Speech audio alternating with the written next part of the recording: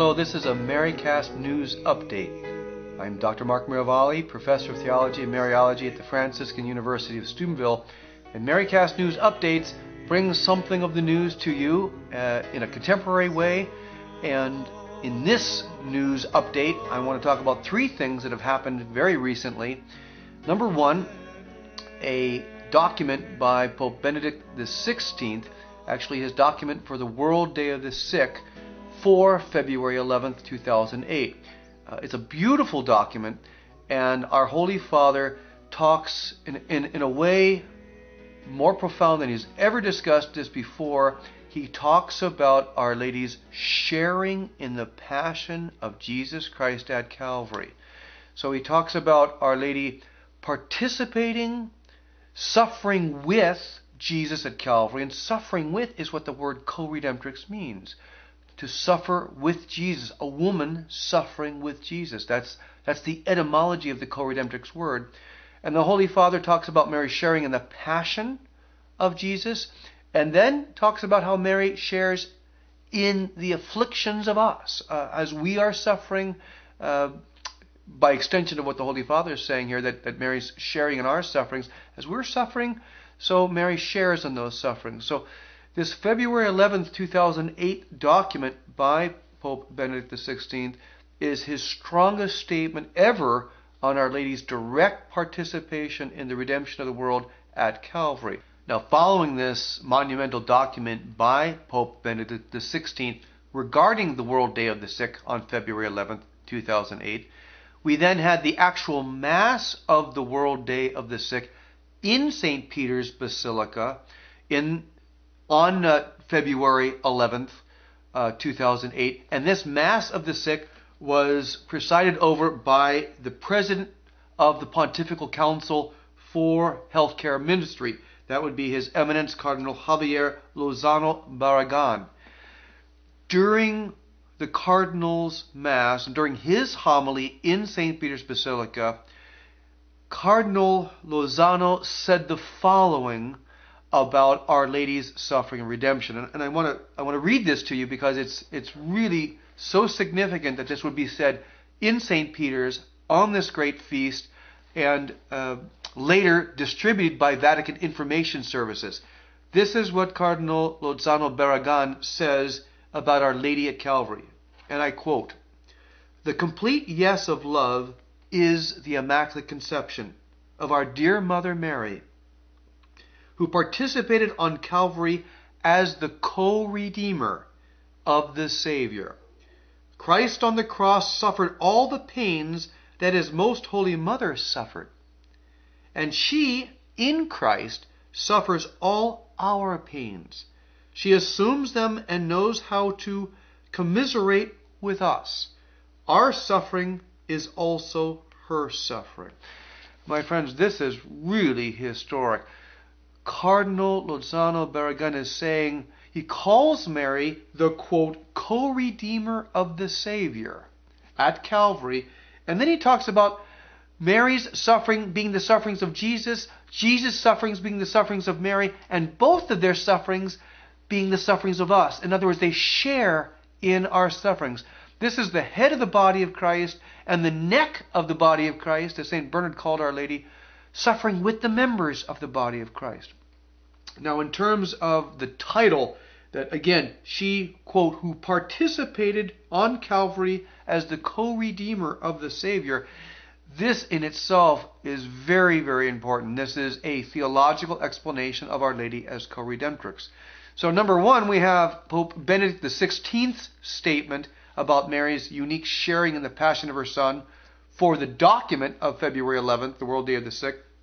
Number two, we have Cardinal Javier Lozano Barragan, who specifies that Mary is the co-redeemer of the Savior at Calvary. And then number three, we have in the press of this same week, of the week of February 11th, a new petition by 5 cardinals to every other cardinal and bishop in the world to join them in their petition to Pope Benedict for the proclamation of the dogma of Mary as spiritual mother of humanity under its three aspects of co-redemptrix, mediatrix of all graces, and advocate. My friends, you can check this by Googling. It's all over the internet right now. But these 5 cardinals met in Fatima in 2005 with other bishops and cardinals. They came up with a votum, a petition to Pope Benedict regarding now being the right time for the proclamation of a 5th Marian dogma, that Mary is the spiritual mother of all humanity, and she does this in the 3 ways of being the co-redemptrix. Excuse me, meaning, again, she suffers with Jesus, as the Pope and the Cardinal have just confirmed in their teaching recently. Secondly, she's mediatrix of all grace. All the graces acquired at Calvary with Jesus and Mary are now distributed by the hands of Mary, by her willed intercession. And then thirdly, she's mother to us in the order of grace in her role as advocate. That's her role of taking the petition needs of humanity and bringing them back to Jesus Christ. So she, as a mother, is fulfilling all these roles. She suffers with Jesus for us. She distributes or nourishes us in grace. Thirdly, she intercedes on our behalf. So these cardinals are asking all the cardinals and bishops of the world to follow them, to join them in signing this petition. It's a petition which says that a solemn definition of Mary right now would, number one, be a great service for ecumenism. Now you might say, well, how's that going to serve ecumenism if it's on the Blessed Mother? It's going to serve ecumenism because it's going to say exactly what the Catholic Church teaches about Mary's unique role as the spiritual mother of humanity. That's authentic ecumenism, because ecumenism has to be based in truth. This is a teaching of the Catholic Church and will always be a teaching of the Catholic Church. If the Pope solemnly defines it, it will be the most accurate, the most properly nuanced, the most scripturally based expression of what is already the doctrinal teachings of the Church. So the cardinals are saying, number one, it's going to help ecumenism. Number two, it will be the full truth about Mary proclaimed. That's also important. I and many other contemporaries believe that only with this solemn definition are you going to have Our Lady be fully released. In other words, you're going to have her exercise these functions of grace for us with full power. Why isn't she doing that now? Because God has this mystery of free will that until we acknowledge her role as the co-redemptrix, mediatrix, and advocate, that God's not going to force those graces on us. God's not going to force her role upon us. He wants our fiat. He wants our consent to say, yes, we do believe she is the spiritual mother of every human being. We do believe that Jesus Christ from Calvary gave, as the final gift of his suffering, gave each one of us his mother. That's who's depicted in John. Every disciple and every human being. And we do want her to intercede for an era of peace. We don't like the war, the challenges, the terrorism, the hunger, the famine, the moral degeneration. We want an era of peace. We want grace. So 3 big things, and I ask you to pray for these things. Keep them in your rosaries. Keep our Holy Father in your prayers. Allow the Holy Spirit to continue to guide him in the direction he's going, with a new dynamism of talking about the truth of Our Lady regarding her co-redemptive role. Pray that cardinals and bishops like Cardinal Lozano Barragan will speak out about the truth, the doctrinal truth of Our Lady as the spiritual mother of humanity, and that we need her intercession right now.